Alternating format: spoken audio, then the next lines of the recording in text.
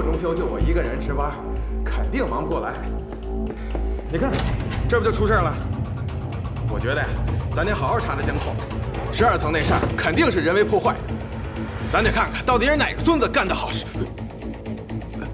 哎，这故障灯怎么又亮了？这1号电梯怎么也出故障了？哎呦，今天真是邪了门了！走，赶紧弄好，里边还有客人呢，时间长了该被投诉了。走，领导，你今天得给我加工资啊！加什么工资？我找谁加去？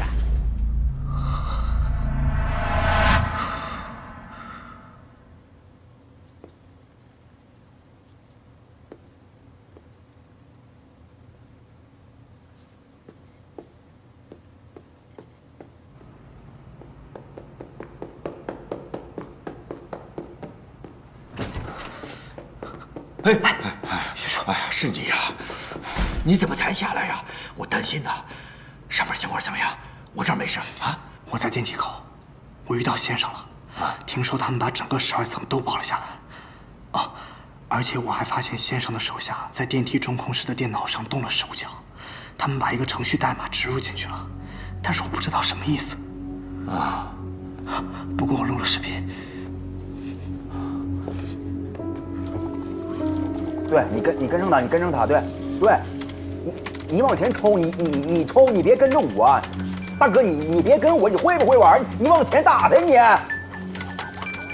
对你快点。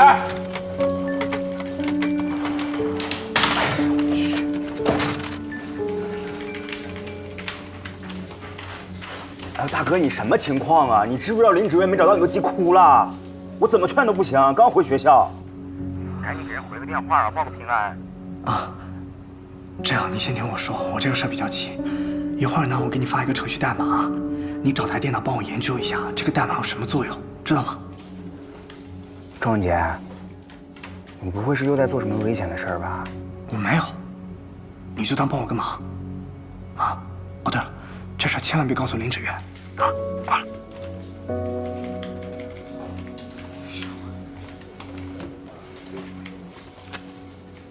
行了，快走吧。消防通道检查了没有？有没有什么异常？还没呢。现在就去，赶紧。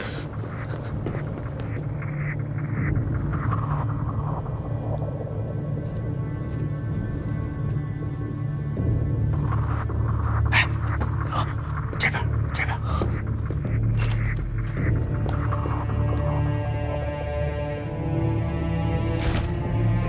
有人吗？厕所维修。有人吗？厕所维修。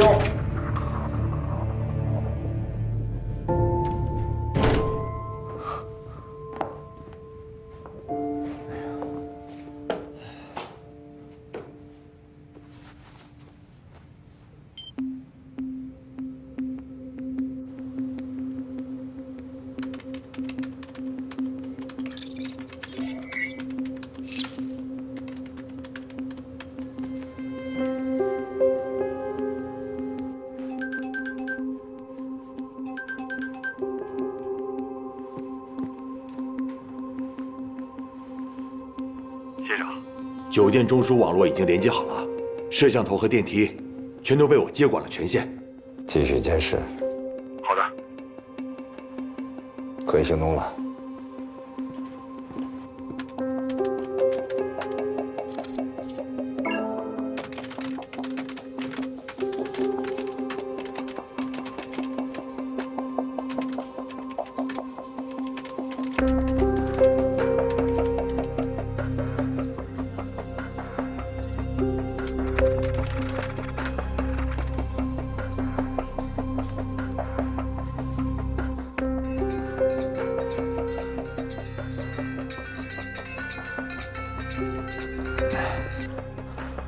喂，代码里呢包含了2段指令，一段呢是针对电梯监控的，可以短时间内覆盖电梯的监控录像。另一段呢反正就更奇怪了。怎么了？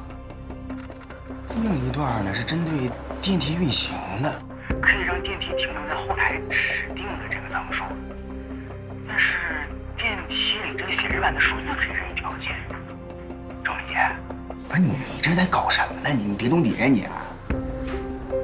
哎，我问问你啊，我帮你查这个事儿，不会这个牵连到我吧？啊，放心，你肯定安全。出了什么事儿，我顶上。哎，我跟你讲啊，我帮了你这么大忙，你说你这太现实了。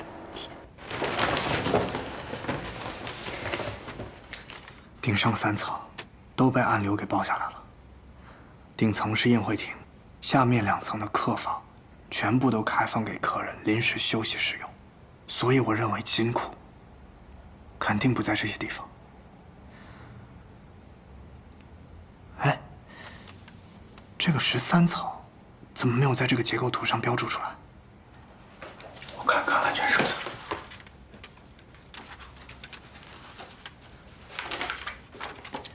10、11、12啊，这一层楼是酒店的新风系统和中央空调设备室。这个以前我们没有注意过呀，它会不会是金库所在地呢？先生的人把电梯的程序给改了，我想他们针对的地方一定是电梯可以到达的楼层。不过也奇怪啊，我们上来的时候，我并没有在客厅里看到这个楼层的按钮啊。空调和新风系统都需要维修，维修的工人肯定可以上去，所以一定是我们遗漏了什么地方。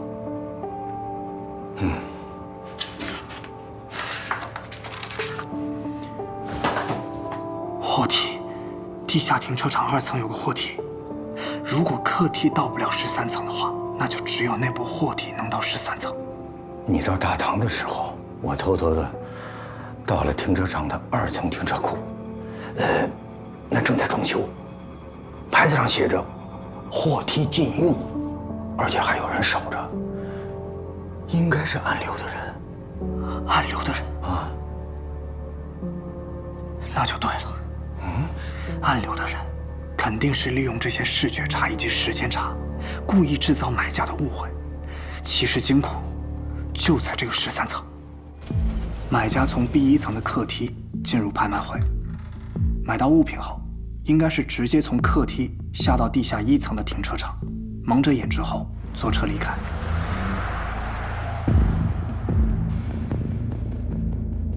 暗流的人载着买家在外面兜圈子，绕差不多20分钟，之后直接返回酒店，进入装饰改造过的地下2层停车场。买家摘掉眼罩的时候，因为外部环境完全不同，再加上开车时间的错觉，买家会认为自己来到了一个完全不同的地方取货。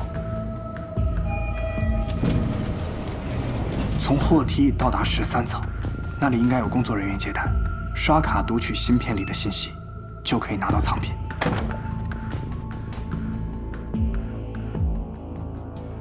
这是您的藏品。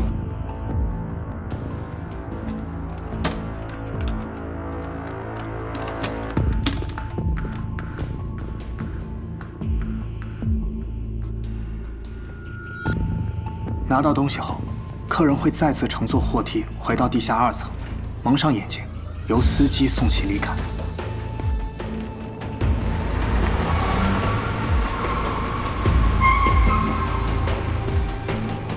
先生一定是察觉到了暗流的布置，所以才返回酒店，开始为他们的盗窃计划做准备。可他们计划是什么呢？把整个金库楼底下整个1层的楼都包下来。就是在天花板上打个洞，嘿，这动静也太大了吧！我觉得，他们给电梯中控室输入的那些代码，肯定是有他的目的的。徐叔，走，我们上去看看。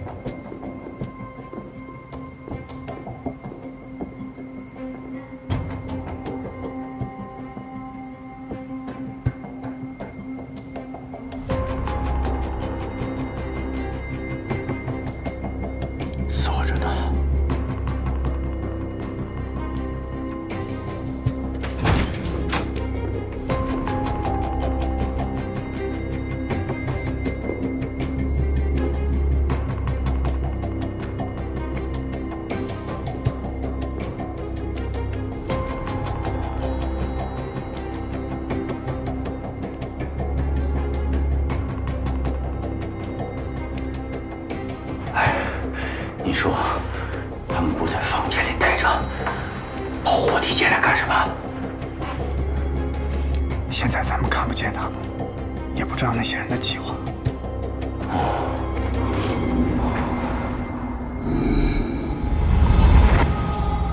等等。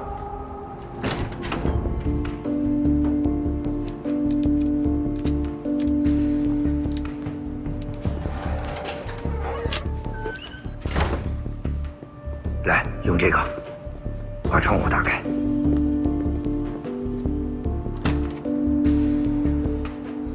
小心啊！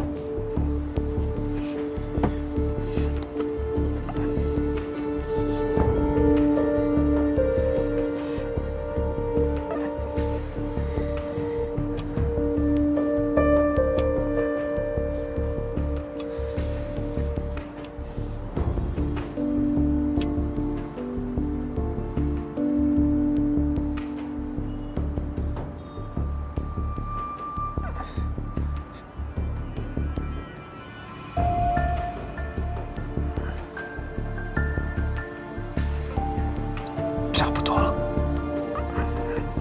来，徐叔。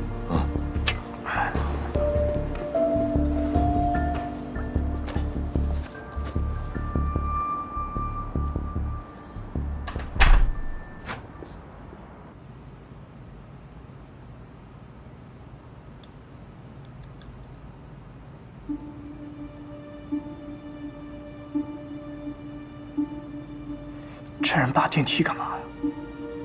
文杰，我觉得不对劲儿啊！这楼道的外观好像变样了。先生要干什么？啊，偷个东西，还要临时装修啊？徐叔，你快看！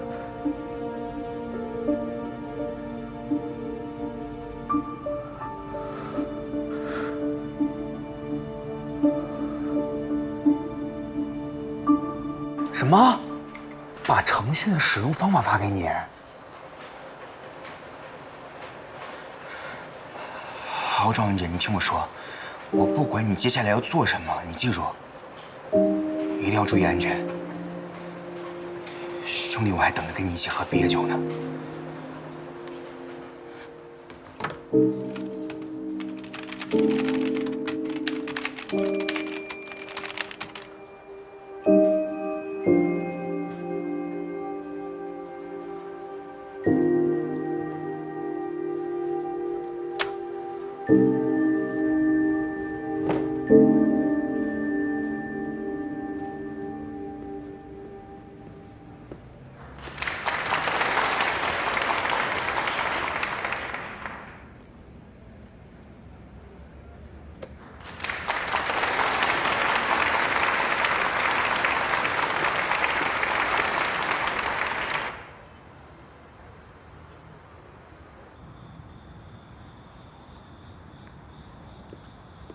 罗队，文杰，你怎么在这儿啊？是你给我发的短信是吗？时间紧急啊，我来不及跟您一一解释，您赶紧去联系警方大部队，派他们在酒店周围布口。楼上有一个假面舞会，他们实际上是一个暗流的组织举行的非法拍卖会，他们出手的都是一些通过非法途径获得的珍稀文物，其中就有罗神。买房哪儿的人都有，绝对不能让他们带着文物离开清城。好，这个情况我知道了，剩下的事情我来处理。你不是缉私局的，你也不是警察，马上离开这里，听见了吗？先生也来参加拍卖会了。什么？先生他现在就在酒店里边，马上就要对洛神下手了。如果让他得手，以后再想找到他可就难了。文杰，你怎么知道先生在这儿？你怎么知道先生是谁？你跟我说清楚。好，我现在先不问你。这个地方危险，你马上离开，你给我滚回京城。对不起，罗队，我必须要阻止先生。您赶紧联系警方吧，再晚就来不及了。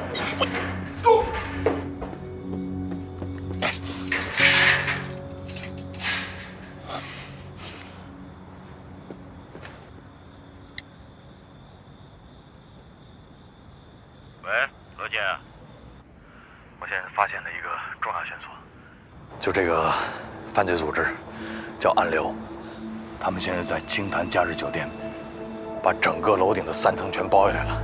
他们在开一个地下的拍卖会，可能涉及非法文物，而且我们一直在找的先生可能也参与其中。最有意思是庄文杰也在，所以你赶紧马上协调一下，能不能派特警过来？再晚就来不及了，一定要快点！清潭假日酒店，知道了。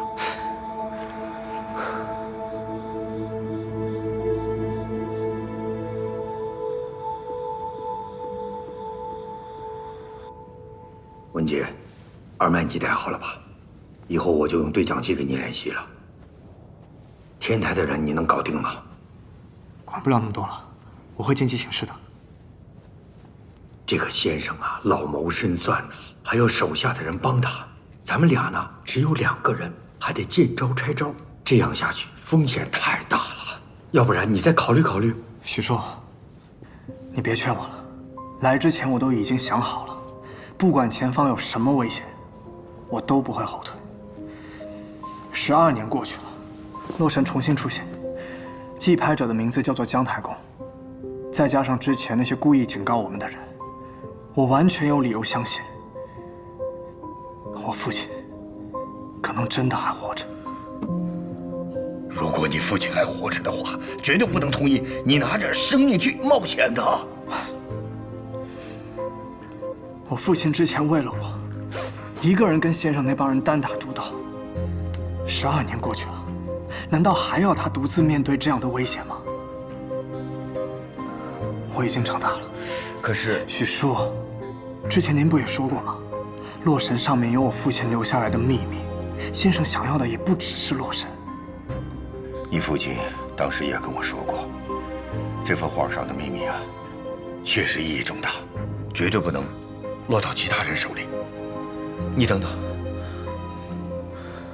如果警察知道你父亲还活着的话，那12年前的案子就会被翻出来，那他是什么处境啊？所以这幅画不能落到先生手里，也不能落到警察手里。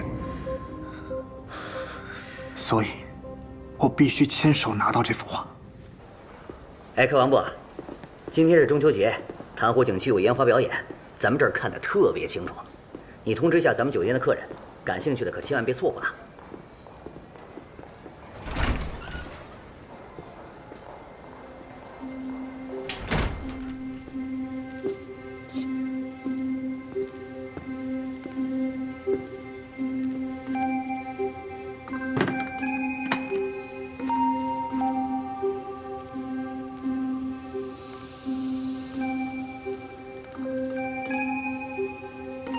先生，又有一个新的买家进入电梯，马上就拍洛神了。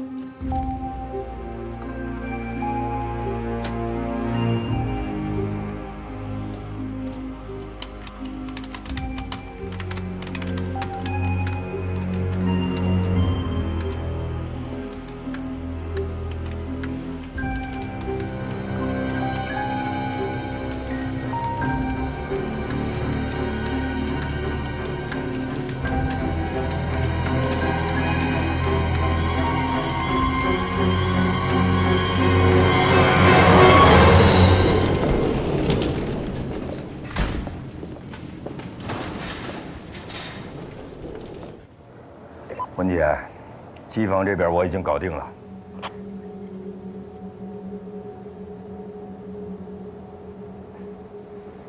文姐，我看见有个买主进了电梯，手里拎个箱子，感觉很重啊。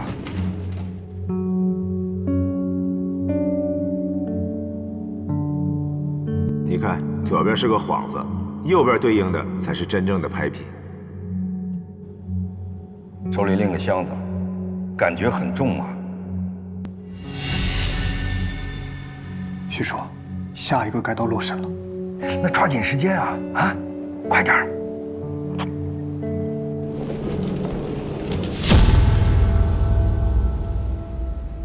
罗顿。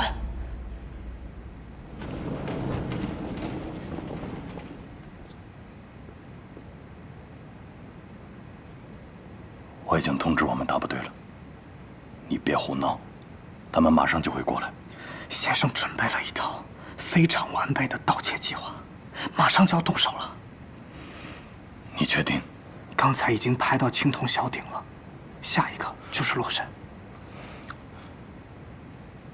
你怎么知道的？你对这个计划还知道多少？这金库和酒店的设备层在同一层，13楼，只有地下2层的货梯才能上去，而且参与拍卖会的会员无论进出都要戴着眼罩，所以他们根本就想不到金库和拍卖会现场在同一个地方。先生就是要利用这个信息误差去盗取洛神。先生包下了这个12层，这个地点就在金库楼下。电梯的中控室也被人动了手脚，植入了一段控制升降的程序。我用手机偷录下了12层的布置，发现走廊已经被改装过，根本就不像是酒店的布局。更重要的是，我拍到了12层的楼层指示牌，上面的数字已经变成了13层。所以我猜测，先生要把12层伪装成13层金库的样子，制造一个假的交易现场。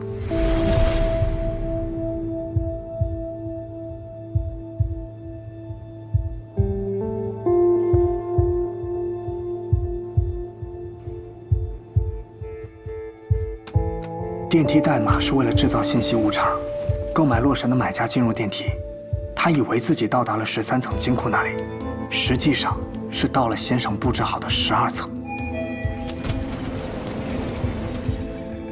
先生您好。照你这么推断，那意思就是说，先生是把洛神的买家引到了12层这个假的交易地点啊。那真话还在13层啊，这中间缺一个环节的。没错，这先生他们都戴着眼罩，看不清对方，所以他一定有一个人去顶替他买家的身份。怎么顶替？怎么上去啊？天台，我仔细看过酒店的平面结构图了，货梯从地下2层停车场一直连通到顶层，也只有这个货梯才能通往天台，别的途径根本上不去。先生的手下肯定也会在电梯和电梯井里做好手脚，之后顺着电梯井爬到天台。只要买家进入地下车库，他就可以下降至13层提前等待。到时候他和12层的同伙配合，拿到房卡，就能够代替买家身份取货。拿完货之后，电梯从上至下，只要在12楼做一个小停顿，让真正的买家再进去。到时候买家拿着假话，还以为自己完成了一次真交易。等他回到地下停车场之后，什么痕迹都不会留下。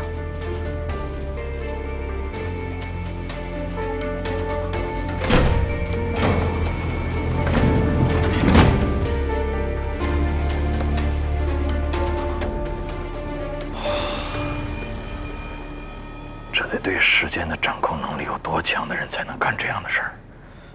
一般的小毛贼谁干呢？是，但是您别忘了，之前的廖德同的金库，还有投月神之类的事情，都是在极短的时间内完成的。操纵这一切的就是背后的先生，他最擅长的就是把盗窃计划精确到每一分每一秒。所以罗队，我们不能再拖延了，得赶紧去阻止他们。罗队，再晚就来不及了。32号550万，600万，1000万，1200万，7号1200万，志在必得的买家可不能再犹豫了。罗队，您不能再犹豫了。我之前听说偷洛神的时候，我父亲也向你们警方通知了要偷洛神的事情，但是等警方反应过来的时候，洛神早就被偷了。现在情况跟当年一样，难道你就眼睁睁看着洛神再一次被盗吗？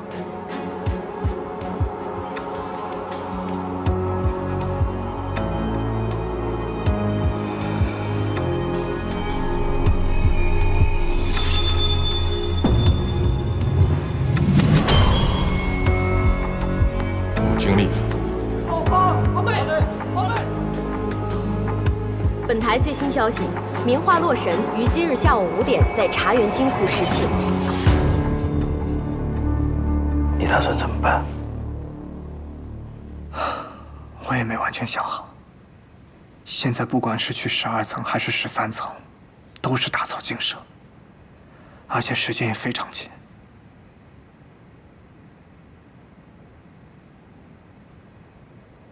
只有这一个办法了。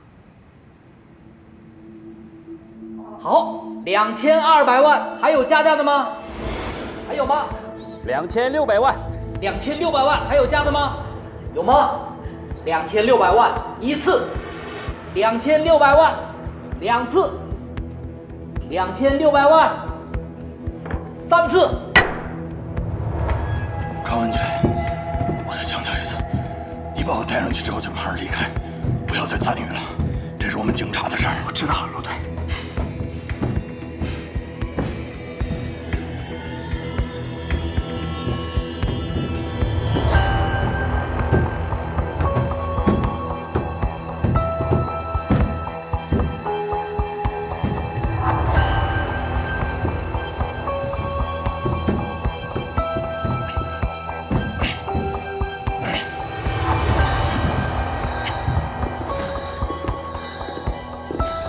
先生，请。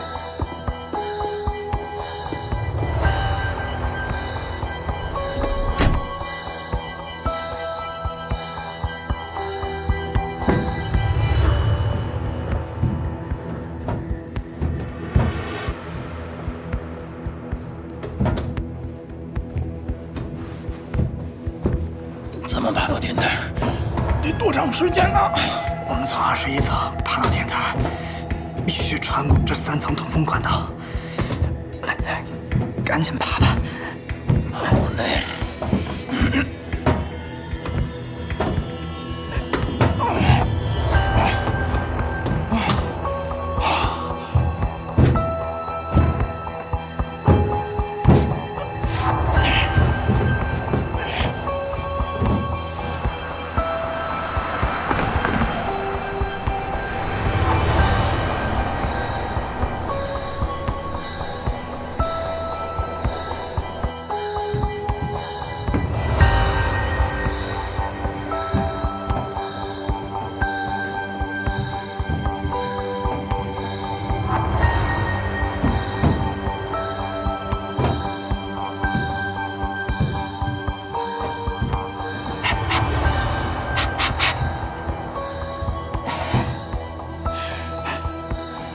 我们爬了多远了？刚到22层呢。这不行，太慢了，肯定赶不上了。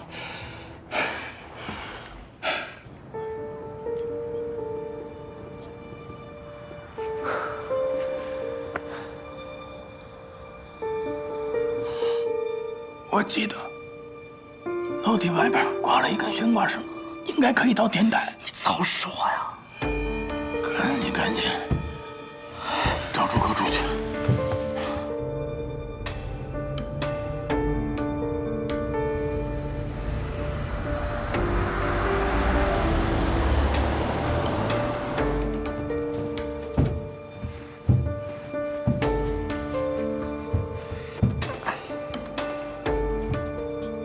啊？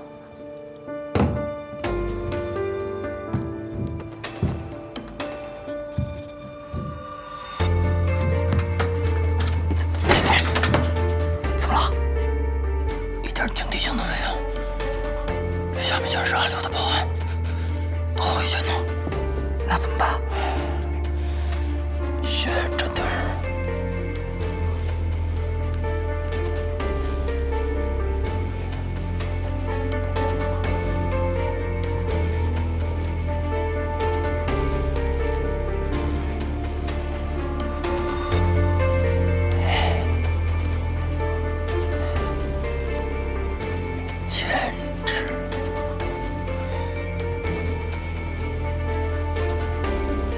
行了，差不多了，赶紧拿上来看看吧。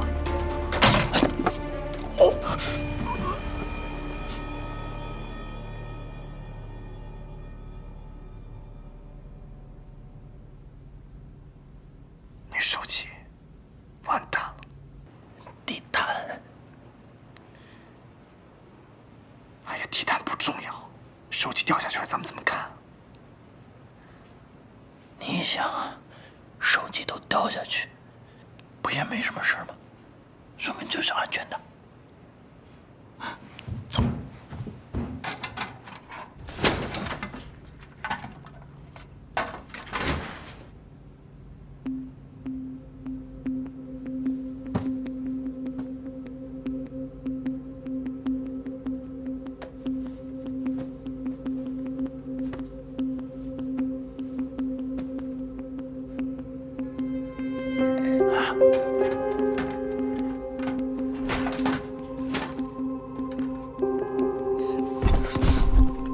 干什么呢？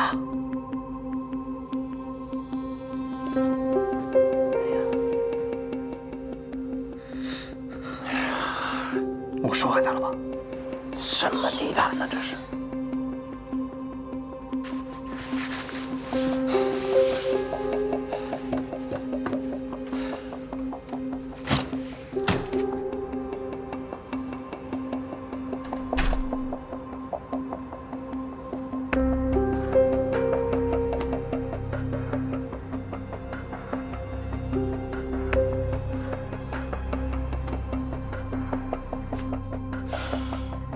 好了，这个环节太危险，你就不要参与了。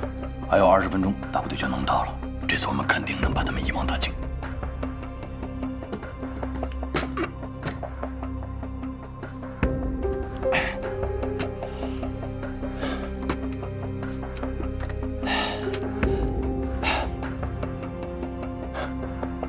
趁着没人，赶紧坐客梯下去，咱们俩搭档会合。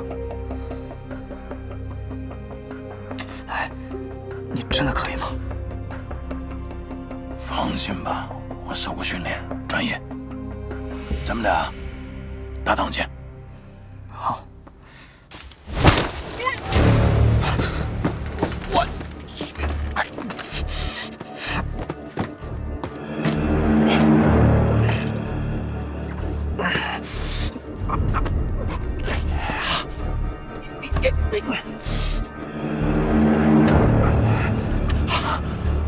我要不算了吧，咱们走，防火通道。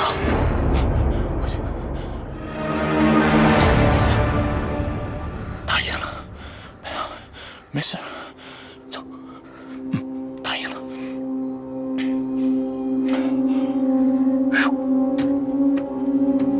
慢点。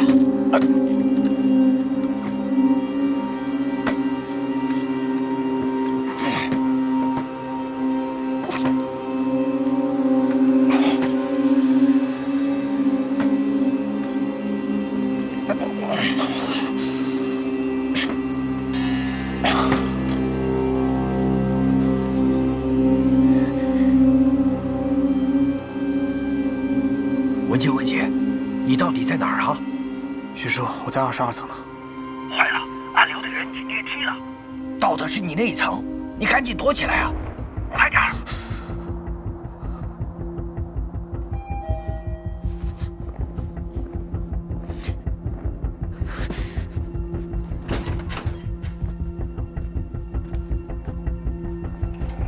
这边请。这是您的房间，有什么需要随时叫我。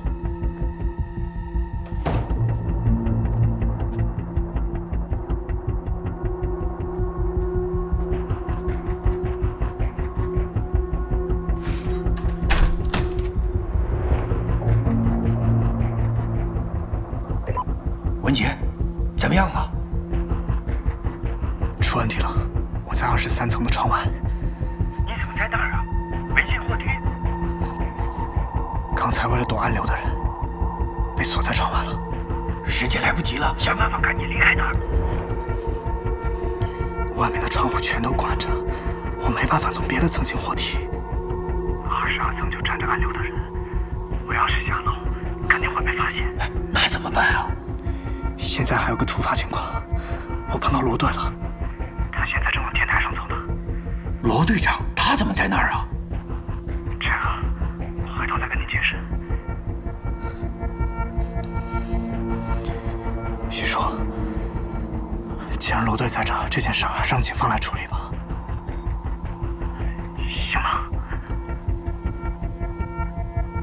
啊，也好。只是，罗队长要是拿到了洛神12年前的案子再被翻出来，你爸的处境就危险了。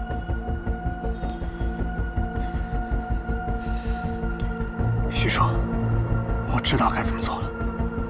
好。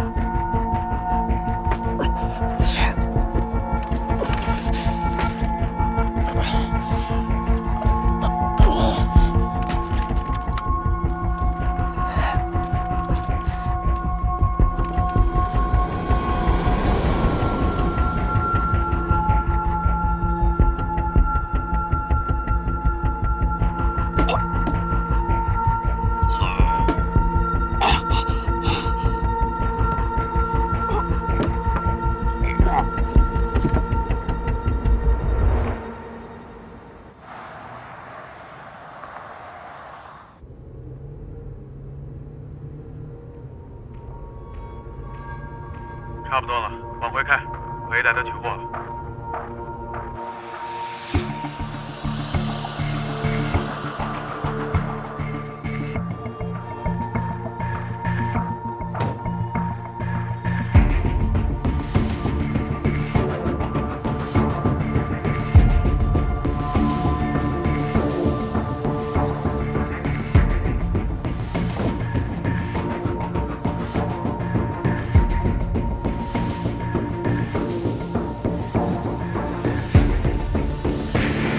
精神点，咱往回走了，大家做好准备。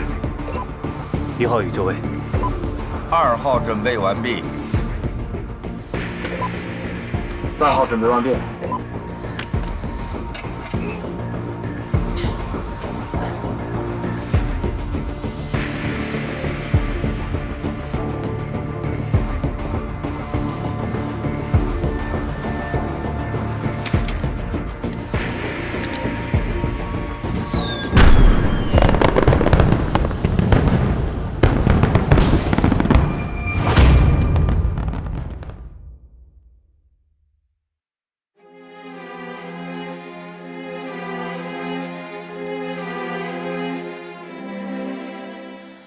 我将背负所有一切谜底和上演，那些一语不发的人依旧难逃一劫，躲藏不进旧日的窗，避不开谎言。如何炫光被折射的光，是非曲折欲盖弥彰。黑白灰分不得世界，万物伴作正中间，徒留下一束束端倪，生生不息后湮灭。徘徊不见的分割线，奔走于望眼欲穿的门，不告而别的人终会于重重繁星之下。黑白灰分不得世界，万物伴作正中间，徒留下一束束端倪，生生不息后湮灭。徘徊不见的分割线，奔走于望眼欲穿的门，不告而别的人终会于重重繁星之下。光坠落停滞不前，自如篡改的汽笛钟摆低垂，指向灰暗的空间，从未怀疑世界善恶的边界。